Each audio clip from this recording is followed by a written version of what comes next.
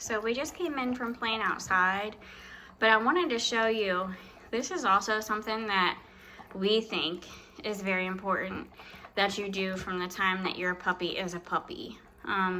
Many dogs and many breeds are food aggressive, meaning you can't get anywhere near their bowl or anything that they're eating without them trying to get your hand or growl at you or just be aggressive.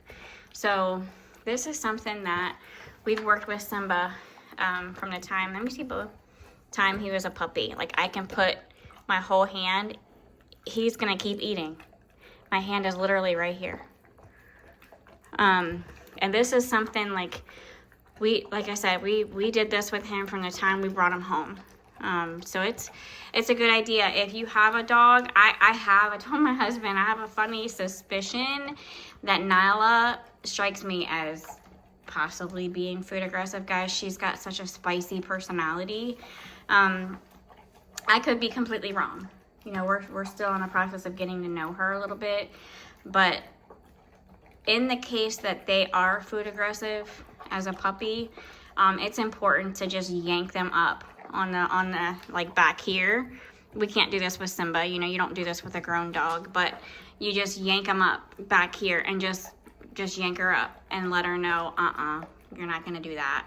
And so every time you feed her, every time we're gonna feed her, we're gonna attempt to put our hands, just like I can do this with Simba's food. We're gonna put our hands right near her food. It's a chance we're taking of getting nipped, but if you respond to her faster than she can get you, that's gonna be the best for everybody. So you definitely don't want them to be food aggressive.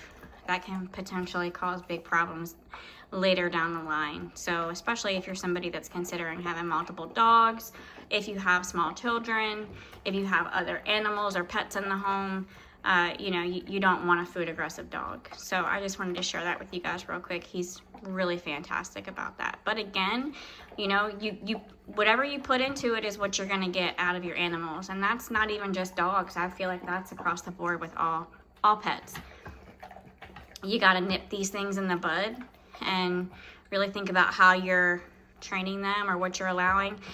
Like I said earlier, I learned a lot of what not to do with Simba that I'm gonna do a lot different with Nala, because I created my own animal with Simba in a few different ways. So there's things I've done with him since we had him as a baby that I'm happy about and glad I did, and there's probably more things about Simba and my relationship as far as me with Simba that I wish I would have done differently. But it's okay. I mean, we live and we learn, but man, he crushed this bowl of food already.